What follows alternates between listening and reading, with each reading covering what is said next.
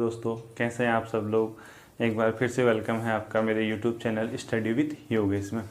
देखिए, वैसे तो मुझे आना था आज आधुनिक भारत के इतिहास के साथ, लेकिन आप लोगों की भारी डिमांड को देखते हुए मुझे आज उत्तराखंड शुरू करना पड़ रहा है। अब मेरी स्ट्रेटजी थोड़ा सा चेंज होगी। मैं आपको इंडियन पॉलिटी और मॉडर्न हिस्ट्री के साथ साथ 2 क्लास शायद वीकली में उत्तराखंड के लेके आऊँगा। देखिए, उत्तराखंड शुरू करने से पहले सबसे पहले मैं आप लोगों से ये उम्मीद करता हूँ कि जो स्ट्रेटजी मैंने आप लोगों को उत्तराखंड के लिए बताई थी आप उसको फॉलो कर रहे होंगे। क्या स्ट्रेटजी बताई थी? नहीं देखा हुआ पिछला वीडियो तो आप उसको देख के उसको फॉलो कीजिए, निश्चित तौर पे आपको सफलता मिलेगी। ठीक है। अब देखिए, उत्तराखंड मेरा जो पहला टॉपिक होगा, मैं जो शुरू कर रहा हूँ वो कुलिंद राजवंश से कर रहा हूँ। किससे? कुलिंद राजवंश से।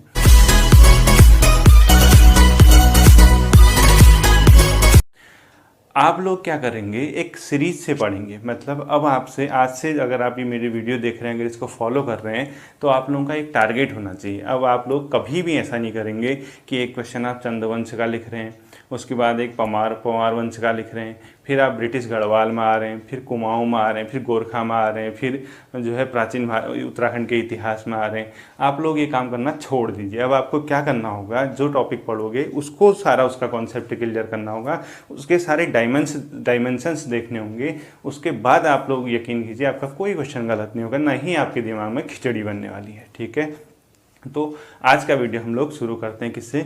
कुलिंद राजवंश से। ठीक। अब देखिए, उत्तराखंड के इतिहास में इससे पहले का भी आप लोगों से पूछता है कभी कभी क्वेश्चन। वो जो पुरातत्व वगैरह हैं, अभिलेख वगैरह हैं, वो टाइम पीरियड है, उसको मैं बाद में लेके आऊँगा। मैं शुरू कर रहा हूँ पहले राजवंश से, जिसका नाम है कुलिंद राजवंश। ठीक है। अब देखिए, कोई भी चीज़ होती है सबसे पहले आपको ये पता होना चाहिए कि हम उसके बारे में जानकारी कहाँ से प्राप्त कर रहे हैं। मतलब इस राजवंश के बारे में कि उत्तराखंड में कभी हुआ करता था, हम लोगों को कहाँ से पता चल रहा है। ठीक है। और राजवंशों की तरह इसके बारे में भी कुछ तो भारतीय साहित्य हैं। क्या है? भारतीय साहित्य, जिसमें महाभारत आप कह सकते हैं, पाणिनि के एक अष्टाध्यायी है, सुना होगा आपने, या कौटिल्य का अर्थशास्त्र है। कहीं कहीं इन जगहों पे किसका नाम मिलता है? कुलिंद राजवंश का मिलता है। ठीक है। दूसरा सोर्स क्या हो सकता है किसी के लिए? विदेशी स्रोत। मतलब जो विदेशी यात्री होते हैं वो लोग कभी कभी आते थे, नोटबुक टाइप की होती होगी उनके पास, तो उसमें यहाँ का वर्णन करते थे। उसमें भी हमें थोड़ा बहुत किसकी जानकारी मिलती है? कुलिंद राजवंश की। अगला क्या हो सकता है? अभिलेख। अब आप कहेंगे अभिलेख क्या होता है? अभिलेख क्या होता था? पहले के टाइम पे जो राजा महाराजा होते थे, जनता तक अपना संदेश भिजवाने के लिए जिन माध्यमों का यूज करते थे, वो अपने मैसेज को लिखवाते थे। या तो पत्थरों में लिखवाएंगे, या कंदराओं में लिखाएंगे, लकड़ियों में लिखाएंगे, तो सब अभिलेख होते थे। ठीक है। यह क्या हो सकता था? मुद्राएं। ठीक है। अब देखिए, इस चैप्टर के हिसाब से, कुलिंद राजवंश के हिसाब से सबसे इंपॉर्टेंट चीज़ है मुद्राएं। आप लोगों से अगर ये पूछता है, देखिए ये सोर्स उतने इम्पोर्टेंट नहीं है, लेकिन मुद्राएं जो हैं बहुत ज़्यादा इम्पोर्टेंट हैं। अगर आपसे ये पूछता है कि किस राजवंश का संबंध या उसके सोर्स के बारे में सर्वाधिक जानकारी मुद्राएं देती हैं, तो आप किसकी ओर जाएंगे? कुलिंद राजवंश की। ठीक है। या आपसे ये पूछता है कि कुलिंद राजवंश की जानकारी का मुख्य स्रोत क्या है? साहित्य, विदेशी स्रोत, अभिलेख या मुद्रा, तो आप किसकी ओर जाएंगे? मुद्राओं की ओर। मुद्राएं जो हैं यही हमारे इस टॉपिक के इर्द गिर्द घूमने वाला है। ठीक है।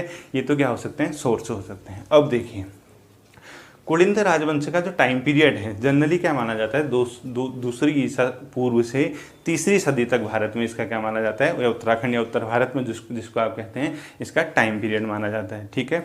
अब आप लोगों को ये भी पता होगा दूसरी सदी ईसा पूर्व या तीसरी सदी का क्या मतलब है। देखिए, ईसा मसीह के जन्म से पहले का जो टाइम है उसको कहते हैं ईसा पूर्व। ठीक है। और जो ईसा मसीह के जन्म के बाद का जो समय होता है उसको कहते हैं ईसवी। ठीक। अब ईसा मसीह जब पैदा हुए होंगे उससे पहले लगभग 200 से 300 साल तक यहाँ पे था, और ईसा मसीह के पैदा होने के बाद भी 200 से 300 साल तक कुलिंद राजवंश ने यहाँ पे क्या किया? शासन किया। ठीक है। अब देखें, दूसरी चीज़ मैं आपको, जैसे मैंने इसका सोर्स बताया, इसके बाद इसके बताते हैं कि इसका टाइम पीरियड क्या हो सकता है। टाइम मतलब किस टाइम पीरियड में ये उत्तराखंड में रहा होगा या कब इसका नाम आया होगा। ठीक। उसके लिए हमें 2-3 चीज़ें देखनी है। एक तो क्या है? महाभारत। महाभारत। महाभारत में भी कुलिंद वंश का क्या मिलता है, थोड़ा बहुत उल्लेख मिलता है। आप लोगों को एक चीज़ बताना चाहूँगा कि कुलिंद राजवंश का एक राजा हुआ करता था, उसका नाम था सुबाहु। क्या था? सुबाहु। इस राजा का वर्णन जो पांडव थे उनके साथ मिलता है, वन पर्व में इसका क्या मिलता है, वर्णन मिलता है। अर्थात जो सुबाहु था वो पांडवों की ओर से किस में लड़ा था, युद्ध में लड़ा था। ठीक है, तो अगर आपसे पूछता है कि किस कुलिंद राजा का वर्णन महाभारत में मिलता है, आप किसकी ओर ध्यान देंगे, सुबाहु। और इसी सुबाहु की राजधानी कहाँ थी, श्रीनगर थी। ठीक है, श्रीनगर इसकी क्या थी, सुबाहु की राजधानी। ठीक, तो आप लोगों को ये पता चल गया होगा कि सुबाहु का वर्णन किस में मिलता है, महाभारत में मिलता है। इसके अलावा देखिए जो महाभारत का टाइम पीरियड है वो 10वीं ईसा पूर्व से 9वीं ईसा पूर्व के बीच माना जाता है। ठीक है, मतलब जहाँ कुलिंद वंश का उल्लेख मिलता है। इसके अलावा कौटिल्य का जो अर्थशास्त्र था, या आप जिसको कहते हैं पाणिनि का जो अष्टाध्यायी था, मेनली जो है पाणिनि का अष्टाध्यायी, उसमें भी इस वंश का थोड़ा बहुत क्या मिलता है, जिक्र मिलता है। और वो मिलता है कब, 5वीं ईसा से 2री ईसा पूर्व तक। ठीक है, 5वीं ईसा पूर्व से 5th BC से 2nd BC तक। ठीक है, 5वीं ईसा पूर्व से कब, 2री ईसा पूर्व तक। इस टाइम पे क्या हुआ था आपको बता दूं मैं, भारत में जो है बहुत से धर्मों का उत्थान हुआ था, जैसे बौद्ध धर्म या जैन धर्म आप कह सकते हैं। और मौर्य वंश और शुंग वंश जो थे उस टाइम भारत में क्या कर रहे थे, चरमोत्कर्ष में थे, या उनका भी राज्य का था विस्तार हो रहा था।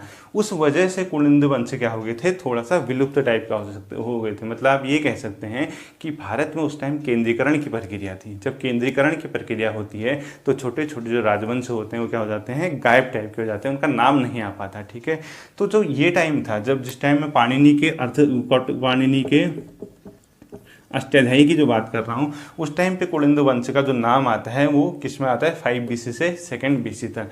अब आपके लिए एक इम्पोर्टेंट चीज़ है, यहाँ पे हमेशा याद रखिएगा, इनकी जो राजधानी थी वो थी कालकुट। कहाँ थी, कालकुट। कालकुट।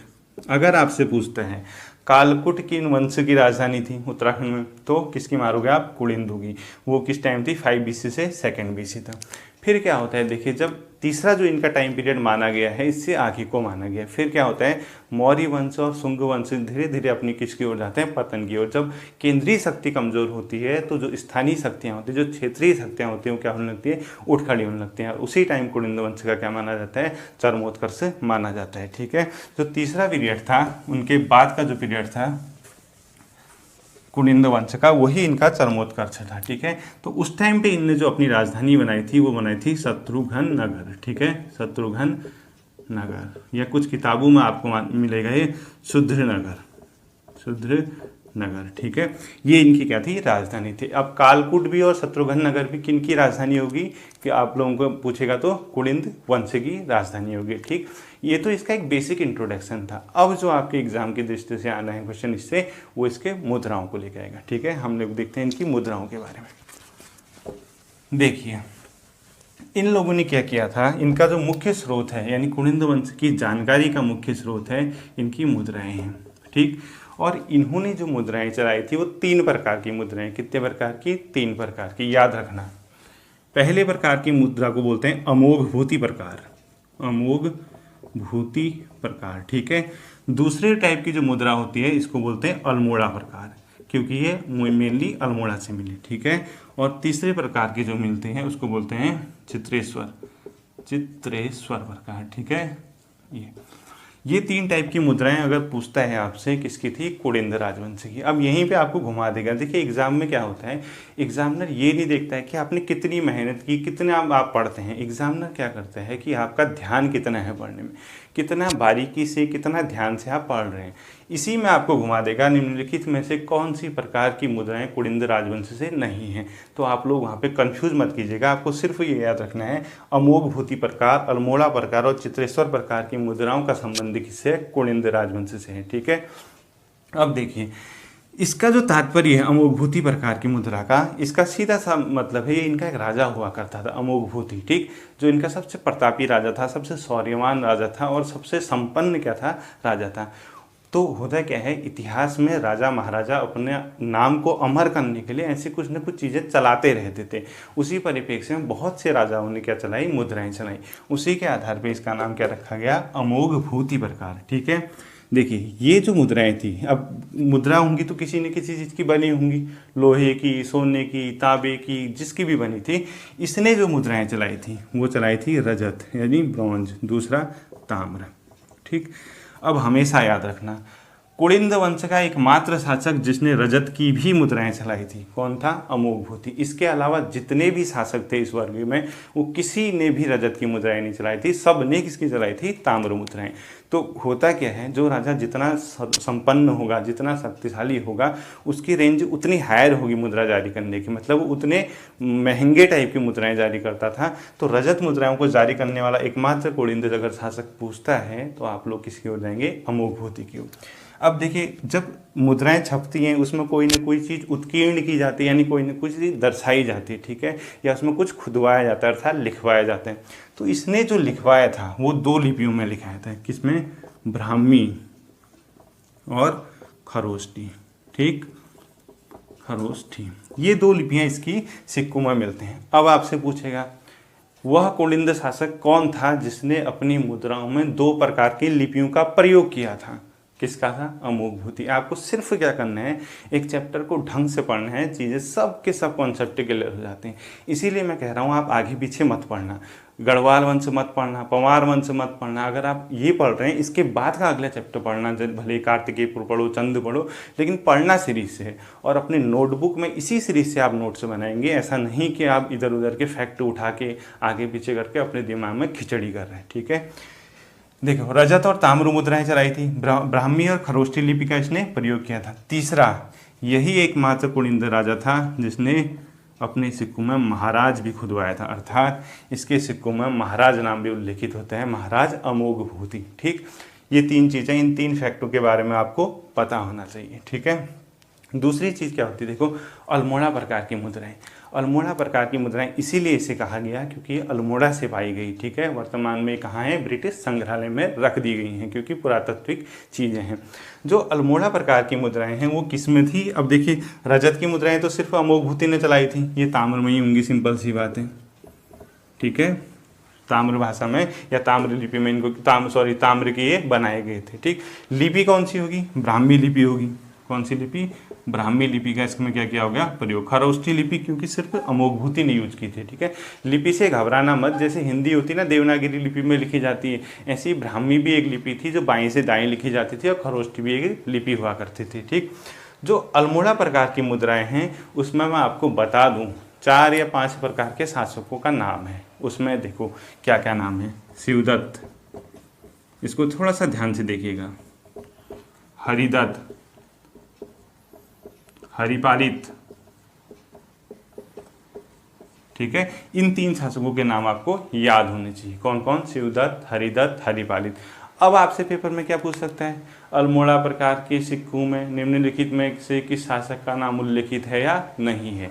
ऐसे ही घुमा के पूछता है। आप लोग कहते हैं टफ उत्तराखंड आ गई, ये आ गई, वो गया, ऐसा होता नहीं है। एक्चुअली क्या होता है, आप लोग ध्यान से पढ़िएगा, आपको सब चीज़ें क्या लगने लगेगी? आसान लगेंगी। तीसरे प्रकार की जो मुद्राएं होती है चित्रेश्वर या छत्रेश्वर भी कहते हैं। अब चित्रेश्वर क्या होता है? जनरली आप जानते होंगे शिव के लिए शब्द यूज होता है, भगवान शिव के लिए। जो कुलिंद राजवंश था वो शिव को मानता था, यानी इनके आराध्य देव कौन थे? शिव थे। ठीक है, इन्हीं के नाम पे इन लोगों ने क्या किए? सिक्के जारी करवाए थे। किसके नाम पे? शिव भगवान के। इसीलिए इन सिक्कों को स्थानिक शिव प्रकार के सिक्के भी कहते हैं। ठीक है, स्थानिक शिव प्रकार। ठीक, अगर आपसे पूछ दिया स्थानिक शिव प्रकार के सिक्के किसने जारी करवाए? कुलिंद शासकों ने। चित्रेश्वर प्रकार के जो सिक्के थे उसका अन्य नाम क्या था? स्थानिक शिव प्रकार। ये क्यों किए थे? क्योंकि इनके आराध्य देव कौन थे? शिव थे। ठीक है, अब जब आप ये सब चीज़ समझते हैं, इनकी मुद्राओं के बारे में जानकारी प्राप्त करते हैं, यही मुद्राएं जो थी कुलिंद राजवंश के बारे में स्पष्ट रूप से क्या देती थी? जानकारी देती थी। ठीक है, तो मुझे उम्मीद है कि आप लोगों को ये समझ आ रहा होगा। आगे देखिए होता गया। आप लोग हमेशा याद रखना, इस वंश का जो राजा था अमोघभूति सबसे महान राजा था, उसी ने सर्वाधिक सिक्के जारी किए थे। ठीक है, उसी के नाम के सबसे ज़्यादा क्या हैं? सिक्के मिलते हैं। अब देखिए इससे आगे क्या होता है। जब आप मुद्राओं के बारे में जानकारी प्राप्त कर लेते हैं, मुद्राओं से क्या पता चलता है आपको? इन मुद्राओं से ये पता चलता है वहाँ पे समाज कैसा था, धार्मिक स्थिति उनकी कैसी थी, या उनकी अर्थव्यवस्था कैसी थी। अर्थव्यवस्था का ये मतलब है, जैसे रजत प्रकार की सिक्के अमोघभूति ने जारी करवाए थे, इसका मतलब कहीं ना कहीं वो विदेशों के साथ या दूसरे राज्यों के साथ व्यापार करता होगा, जहाँ वो रजत के सिक्के प्रयोग करता होगा। जबकि अन्य सिक्के क्या होते थे, वस्तु विनिमय, उससे पहले तो आंतरिक जो मतलब व्यापार होता था इंटरनल लेवल पे, वो वस्तु विनिमय के आधार पे होता था। तो अपने को प्रतापी दिखाने के लिए रजत प्रकार की सिक्के जारी किए थे। ठीक है, धर्म के बारे में भी जानकारी मिलती है। धर्म के बारे में कैसे मिलते हैं? क्योंकि इन लोगों ने सिक्कों में कहीं बोधि वृक्ष दिखा दिया, कहीं बौद्ध धर्म से संबंधित चीज़ें दिखा दी, कहीं स्वास्तिक दिखा दिया, तो कहीं शिव से संबंधित चीज़ें दिखा दी। जैसे मैंने आपको चित्रेश्वर बताया, इसमें क्या था, दाएं हाथ में एक मनुष्य को खड़ा कर रखा है, जैसे कि वो त्रिशूल पकड़ रखा है। ठीक है, इसीलिए इसको चित्रेश्वर या छत्रेश्वर मंदिर कहते हैं, मतलब सिक्के कहते हैं।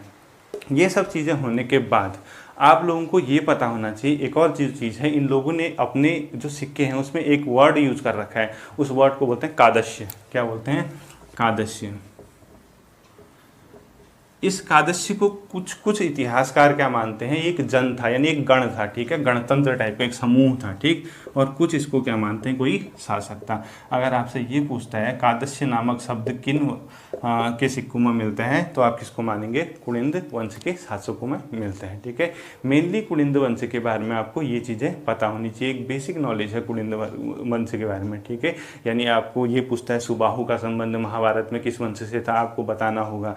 कुलिंद वंश के बारे में जितनी मैंने आपको जानकारी दी, ये मुझे लगता है कि आपके एग्जाम के हिसाब से काफ़ी है। ठीक है, तो आप लोग इस चैप्टर को रिवाइज करना, मतलब रिवाइज करना, देखना कि कैसे पढ़ना है। अब देखिए, हम लोग, मैं आप लोगों के साथ 2 सेक्शन लेके आ रहा हूँ। एक तो ये लेके आऊँगा इतिहास का अगला चैप्टर, मतलब हफ्ते में 2 दिन लेके आऊँगा मैं हिस्ट्री को। पॉलिटी वाला सेक्शन आप लोग मेरा देखते रहिए, मैं एनसीईआरटी की क्लास भी लेके आऊँगा धीरे धीरे, और मॉडर्न हिस्ट्री में उसके साथ साथ क्या करूँगा, शुरू करूँगा। तो उम्मीद है आप लोगों को ये चैप्टर समझ आ गया होगा। कुलिंद राजवंश में इससे ज़्यादा कुछ नहीं आपको पूछने वाला है, कुछ नहीं मिलेगा। इन्हीं क्वेश्चनों को आप लोगों से क्या करेगा, वो घुमा के पूछेगा। ठीक है, तो कुलिंद राजवंशी इतना ही है। तो फिर अगली वीडियो में आपके साथ उत्तराखंड लेके आऊँगा। लेकिन याद रखना, परीक्षा वाणी और विंसर का जो कॉन्सेप्ट मैंने आपको बताया है, मैं ये मान के चल रहा हूँ कि आप लोग उसको देख रहे होंगे, उस पर काम कर रहे होंगे। यदि किसी को बेसिक लेवल की भी उत्तराखंड पढ़नी है, तो आप लोग मुझे कमेंट करके बताना। अगर आपको लगता है कि हमें बेसिक से स्टार्ट करना है, हमें स्टार्टिंग ही उत्तराखंड करनी है, यानी सब पढ़ना है हमें स्टार्टिंग से, तो आप मुझे बताना, मैं और भी बढ़िया तरीके से आपके लिए सब चीज़ें लेके आऊँगा। ठीक है, तब तक के लिए धन्यवाद। फिर मिलते हैं आपसे अगली वीडियो में।